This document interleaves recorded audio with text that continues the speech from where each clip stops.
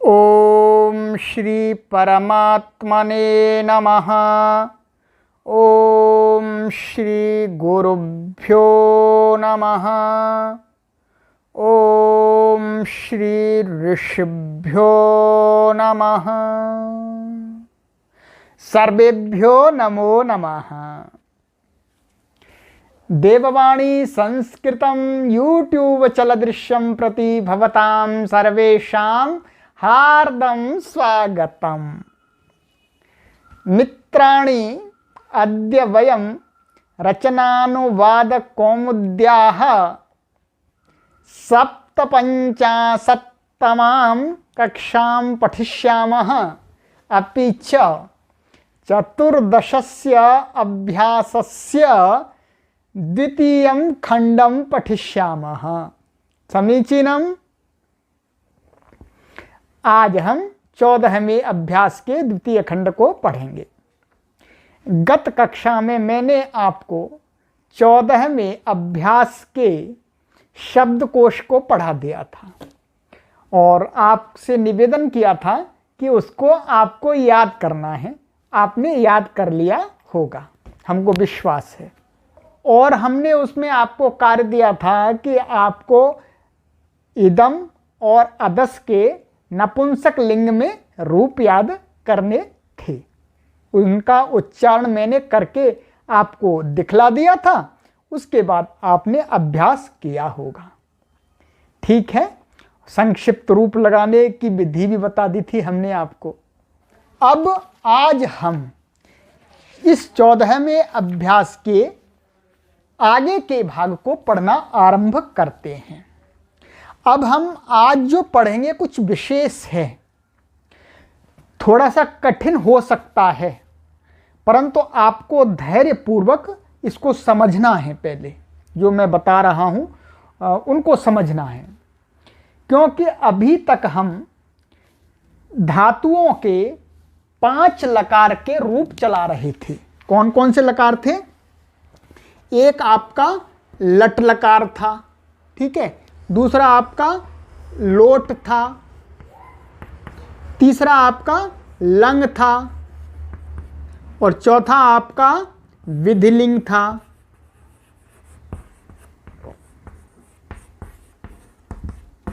और पांचवा आपका लिट लकार था, ठीक है। ये 5 लकार के रूप चला करके हम अपने वाक्यों का निर्माण कर रहे थे, ठीक है।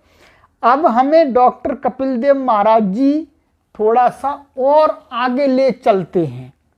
वो कहते नहीं, आपको और आगे ले चलूंगा, मैं विद्वान बनाऊंगा तुमको, आपको विद्वान बनाऊंगा, पूरा विद्वान बनाऊंगा, डॉक्टर कपिल देव महाराज जी कहते हैं। तो इसलिए वो अब हमें इन 5 लकारों के अलावा और जो 5 लकार हैं उनके फॉर्म्स याद करवाने के लिए आदेश देंगे। तो आदेश देने से पहले वे हमें कुछ उसकी टेक्निकल जो उसकी पद्धति है उसको वो बताएंगे कि भाई आप ऐसे याद कर लो, ठीक है। तो इस कक्षा में मुख्यतः हम इसी पर बात करेंगे। तो आइए अब हम डॉक्टर कपिल देव महाराज जी द्वारा बताए हुए अभ्यास को पढ़ते हैं। क्या हमें वो आज कार्य देते हैं। तो देखिएगा, नंबर 2, संक्षिप्त रूप लगाकर निंद आदि के भवतीवत 10 लकारों में रूप चलाओ। हमने बता दिया 10 लकारों में बताएंगे, तो 5 के तो बता ही दिए उन्होंने, 5 के और रह गए जी, उनकी और प्रैक्टिस करनी है। अब देखिएगा, जैसे निंदति, शोचति, आह्वयति, तरति, ध्यायति, अभिलषति, जीवति, खनति, ये इन्होंने लट लकार के प्रथम पुरुष का एक वचन का रूप दिखला दिया है। चलिए अब हम इसको हटा देते हैं, फिर बाद में आपको बतलाते हैं इसे। अब आप पुस्तक के पीछे चलिएगा, पीछे जहां पर भू धातु का रूप दिया है, ये दिया है आपका भू धातु का रूप इन्होंने 145 पेज पर दिया है ये, ठीक है, आप देख पा रहे होंगे, यहां देखिए। तो पहले आज हम भू धातु के 10 लकारों के रूप देखते हैं पहले, ठीक है, 10 लकारों के रूप देखते हैं, फिर यदि इस कक्षा में समय होगा तो हम इसी कक्षा में इसके संक्षिप्त रूप भी सीखेंगे, जिससे कि हमें दूसरी धातुओं के रूप बनाने में कठिनता ना हो, सरलता हो। अभी हम 5 लकारों के रूप बना रहे थे, उसी प्रकार से हम 10 के भी बनाने सीख जाएं, ठीक है। तो चलिएगा अब भू धातु के 10 के एक बार रूप देखिएगा। 5 के तो आप जानते ही हैं, फिर भी हम आपको दिखला देते हैं। आइएगा, लट ये वर्तमान काल में होता है, भवति भवतः भवन्ति, भवसि भवथः भवथ, भवामि भवावः भवामः। लोट लकार आज्ञा अर्थ में होता है, भवतु भवताम भवन्तु, भव भवतम भवत, भवानि भवाव भवाम। लंग लकार भूतकाल, और कैसा भूतकाल? अनद्यतन, जो आज का भूत नहीं है। अभवत अभवताम अभवन, अभवः अभवतम अभवत, अभवम अभवाव अभवाम। विधिलिंग आज्ञा अथवा चाहिए अर्थ में, दोनों में होता है। भावेत भावेताम भावेयुः, भावेः भावेतम भावेत, भावेयम भावेव भावेम। लिट लकार ये भविष्यत काल में होता है, इन फ्यूचर। भविष्यति भविष्यतः भविष्यन्ति, भविष्यसि भविष्यथः भविष्यथ, भविष्यामि भविष्यावः भविष्यामः। ये 5 लकारों के रूप हो गए, ये आपको याद हैं। अब आइएगा आगे की 5 लकार। लुट लकार ये भविष्यत काल में होता है, परंतु जो आज का भविष्य नहीं है उसके लिए होता है। भाविता भवितारौ भवितारः, भवितासि भवितास्थः भवितास्थ, भवितास्मि भवितास्वः भवितास्मः। आशीर्लिंग ये आशीर्वाद देने अर्थ में होता है, जब हम किसी को आशीर्वाद देते हैं तब इसका प्रयोग होता है। भूयात भूयास्ताम भूयासुः, भूयाः भूयास्तम भूयास्त, भूयासम भूयास्व भूयास्म।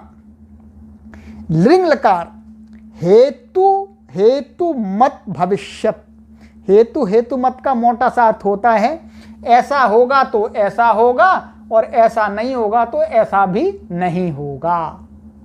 आगे अभी पढ़ेंगे उदाहरणों में। अभविष्यत अभविष्यताम अभविष्यन्, अभविष्यः अभविष्यतम अभविष्यत, अभविष्यम् अभविष्याव अभविष्याम। लिट लकार परोक्षभूत, जो हमारे सामने नहीं हुआ अर्थात पीछे हुआ है और आज का भी नहीं है, ऐसा भूत पास्ट। बभूव बभूवतुः बभूवुः बभूविथ बभूवथुः बभूव, बभूव बभूविव बभूविम। समीचीन। अब आइएगा अंतिम 10वां लुंग लकार। ये होता है सामान्य भूत में, और हमें ज्ञात नहीं होता जो भूत कब हुआ है, उसके लिए सामान्य रूप से कर देते हैं। अभूत अभूताम अभूवन, अभूः अभूतम अभूत, अभूवम अभूव अभूम। समीचीन। ये 10 लकारों के मैंने भू धातु के रूप आपको दिखला दिए। तो भू के मुख्य रूप से आपको 5 लकार जो अंतिम में है उनके रूपों को एक बार स्मरण करना पड़ेगा, कंठस्थ करना पड़ेगा। ठीक है, अब इन्होंने कुछ नीचे लिखा हुआ है सूचना, उसको पढ़िएगा, ये भी बहुत महत्वपूर्ण है। ठीक है, आपको समझाएंगे कि ये क्या बता रहे हैं हमें। सूचनाएं देखिएगा, इन जो रूपों में कहते हैं भ्वादि गण की परस्मयी पदी धातुओं के रूप भू धातु के तुल्य होते हैं। हमने पहले भी कई बार बताया है कि ये जो रूट्स हैं ये क्या हैं, पाणिनीय आचार्य के धातु पाठ में पढ़े हुए हैं, ये सारे लगभग 2000 हैं, 2000। तो उनमें क्या है, विभाग कर दिए हैं, विभाग कर दिए। तो एक विभाग का नाम रखा है जी भ्वादि गण, क्योंकि उस विभाग के आदि में भू धातु है, इसलिए उसको बोलते हैं भ्वादि गण। तो वह कह रहे हैं कि उस विभाग में जितनी भी धातुएं हैं, लगभग उसके अंदर मानिएगा आप 1000 धातुएं हैं, 1000। तो उन धातुओं के रूप कैसे चलते हैं, भू के तुल्य, जो परस्मयी पदी हैं, सबके नहीं, उसमें जो परस्मयी पदी हैं। 2 प्रकार की धातुएं हैं, इनको हम धीरे धीरे बताएंगे, तभी समझाएंगे आपको। एक परस्मयी पदी, एक आत्मनेपदी। ये भू धातु कैसी है, परस्मयी पदी। तो कहते हैं कि भ्वादि गण की जो परस्मयी पदी धातुएं हैं उनका रूप भू के तुल्य चलता है सबका। ठीक है, कहते हैं नंबर 2 देखिएगा अब इसमें, लंग लकार अनद्यतन भूतकाल में होता है। ठीक है, इन्होंने अभी लंग लकार बताया था, जो आप कर रहे थे, अभी सामान्य कर रहे थे, पर आपको अब ध्यान रखना होगा, क्योंकि हम शुरू में ये सारी बातें नहीं पढ़ा सकते, आपको समझ में नहीं आएंगी। ठीक है, शुरू में हमने आपको सीढ़ी चढ़ाई इन्होंने कि भाई धीरे धीरे धीरे धीरे सामान्य चलिए। अब ये बता रहे हैं कि जो लंग लकार होता है वो अनद्यतन भूतकाल में होता है, और अनद्यतन क्या होता है, आज का भूत होगा वह अनद्यतन नहीं है, माना आज का भूत नहीं है वो अनद्यतन भूत हो गया, और आज का भूतकाल होगा तो लंग नहीं होगा, अपितु लुंग लकार होगा, जो अंतिम लास्ट हमने दिखाया था अभी आपको। अब वह लकार करना, यदि आज का भूत है तो लुंग सभी भूतों में हो सकता है, और ये लुंग की खासियत है कि लुंग तो सब जगह जा सकता है जी। आज का भूत, कल का भूत, और भी पहले का भूत, सब भूतकालों में प्रयोग इसका किया जा सकता है लुंग लकार का, पर लंग का नहीं, लंग का तो अनद्यतन में ही होगा। अनद्यतन अर्थात आज का जो भूत नहीं है। ठीक है, अब देखिएगा, लिट लकार केवल अनद्यतन परोक्ष भूत में ही होगा, और जो लिट लकार बताया है वो भी भूत में होता है, परंतु वो कैसे भूत में होगा, परोक्ष अनद्यतन, जो आज का नहीं है, आज नहीं हुआ है, आज से पहले हुआ है और हमारी आंखों के सामने नहीं हुआ है, परोक्ष हुआ है, प्रत्यक्ष नहीं है। तो उसको कहने के लिए लिट लकार का प्रयोग होता है। नंबर 3, लिट सामान्य भविष्यत है, सभी भविष्यत में हो सकता है। जो लिट लकार है वो क्या है, सामान्य भविष्यत, अर्थात आज का भविष्य, कल का भविष्य, परसों का भविष्य, सभी भविष्य के लिए इसका प्रयोग कर सकते हैं। लुट अनद्यतन, अर्थात आज को छोड़कर भविष्य में ही होगा, परंतु जो लुट लकार अभी हमने देखा था उसका प्रयोग क्या है, भविष्य में होता है, परंतु आज के भविष्य में नहीं होगा। आज का भविष्य अर्थात मैं अभी कहूँगा शाम को जाऊँगा है, या 1-2 घंटे बाद खाऊँगा, तो इन क्रियाओं के लिए लुट लकार का प्रयोग नहीं होता। लुट का होता है आज के भविष्य को छोड़ करके। ठीक है, आगे देखिएगा, लिंग हेतु हेतु मत, ऐसा होगा तो ऐसा होगा, अर्थात इसका तात्पर्य है कि राम जाएगा तो मैं जाऊंगा। इसका तात्पर्य क्या हुआ, राम नहीं जाएगा तो मैं भी नहीं जाऊंगा। ठीक है, और ऐसा भी कह सकते हैं, राम नहीं जाएगा तो मैं जाऊंगा। इसका तात्पर्य क्या हुआ, राम जाएगा तो मैं नहीं जाऊंगा। तो इस प्रकार का माने आपस में दो क्रियाएं एक दूसरे से जुड़ी हुई हैं, वो विपरीत में हो भी सकती हैं, अर्थात उसके होने पर मेरी नहीं होगी अथवा उसके होने पर मेरी क्रिया होगी, ऐसा भी हो सकता है। तो उसमें होता है, आगे वाक्यों में ये स्पष्ट हो जाएगा। तो लिंग लकार का प्रयोग वहां पर किया जाता है। और आगे देखिएगा, लोट आज्ञा अर्थ में होता है। लोट जो लकार है वो आज्ञा अर्थ में होता है, आज्ञा देने अर्थ में। विधिलिंग आज्ञा या चाहिए दोनों अर्थों में होता है। जो विधिलिंग होता है वो दोनों अर्थों में हो जाता है, आज्ञा में भी और चाहिए अर्थ में। नंबर 5, लुंग के आगे संख्याएं दी हुई हैं। ये क्या है, इन्होंने आगे रूप दिए हैं ये धातुओं के 10 लकारों के। तो इसमें लुंग लकार जो दिया है उसके आगे संख्या लिखी हुई है, कहीं 1 2 3 4 इस प्रकार की। तो कहते हैं कि ये संख्याएं वे इस बात का निर्देश करती हैं कि वह धातु लुंग के 7 भेदों में से कौन सा भेद है। लुंग लकार के अभी हम आपको जब संक्षिप्त प्रत्यय बताएंगे आगे, उसमें लुंग लकार के 7 प्रकार के रूप होते हैं, अर्थात 7 विभागों में बांट दिया है कि लुंग लकार में सभी धातुओं से किसी का ऐसा होता है, किसी का ऐसा होता है, किसी का ऐसा होता है, किसी का ऐसा होता है। इस प्रकार से 7 विभागों में बांट दिया हमने, अभी ये दिखाएंगे। तो उसमें 1 2 3 4 5 6 7 ऐसे संख्या डाल दी है। तो अब आगे जब लुंग के रूप बताएंगे और उसके आगे यदि 2 नंबर लिख दिया तो हमको जो संक्षिप्त प्रत्यय हम आपको पढ़ाएंगे तो उसमें 2 नंबर वाला रूप आपको जोड़ना है। ठीक है, अभी ये थोड़ा सा आपको ऐसा हो सकता है, परंतु पुस्तक है आपके पास में तो आप आसानी से ये चीज समझ जाएंगे। और देखिएगा, उस भेद के संक्षिप्त रूप 144 पृष्ठ पर देखें। जो ये इस पेज पे ही है, इसके सामने वाले पेज पे है, तो मैं अभी बतलाऊंगा आपको, आगे की कक्षा में बतलाऊंगा इसको संक्षिप्त रूप। तो नंबर 6, सेठ धातुओं में लुट, लिट, लुंग और लिंग में बीच में ई लग जाता है। धातुएं 2 प्रकार की हैं, सेठ और एक अनिट। इसका अर्थ है कि यहां पर इसमें ई नहीं होता है, इन धातुओं से जो अनिट होती हैं, और यहां जो सेठ में ई हो जाता है। तो ई माने इट, इसको जो ई दिख रहा है इट का है। ये व्याकरण की बात है, आगे आपको समझ में आ जाएगी।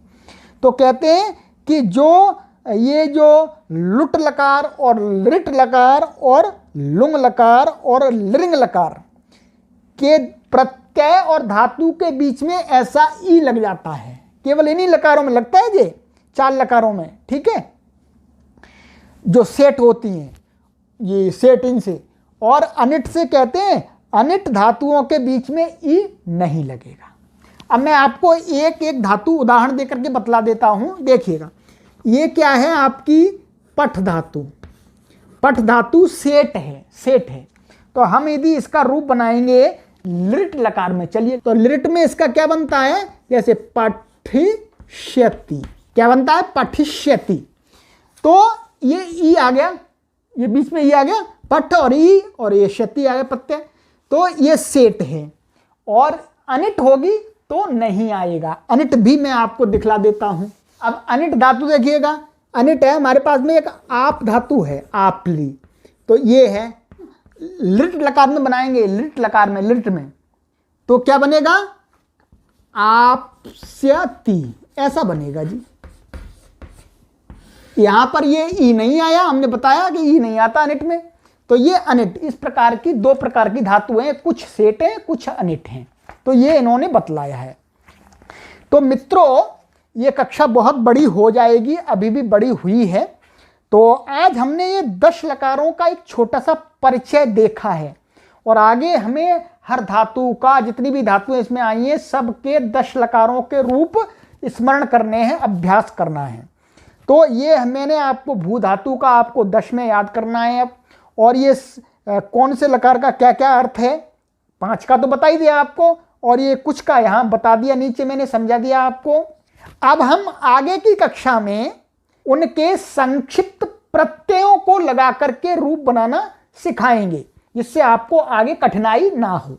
ये अभ्यास बड़ा हो रहा है, कोई परेशानी नहीं है, हम इसके अधिक खंड कर देंगे, परंतु पाठ आपको पूरा समझ में आना चाहिए और आगे कोई कठिनाई नहीं होनी चाहिए। उस प्रकार से मैं धीरे धीरे चल रहा हूं, ठीक है।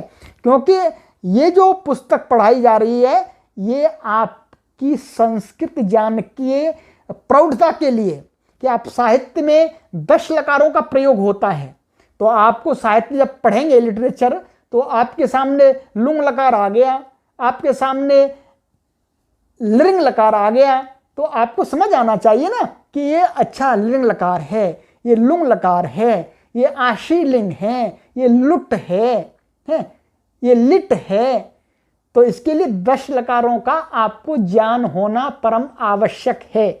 मेहनत करिए, मेहनत करिए, बिंदु लगंतम संस्कृतम वदंतम नहीं, ग्रामर के साथ में, नियमों के साथ में संस्कृत सीखेंगे, तभी तो हमारी शास्त्रों में गति होगी। परिश्रम कीजिए, कोई परेशानी नहीं है, हम आपके साथ हैं, आपको विद्वान बना ही देंगे।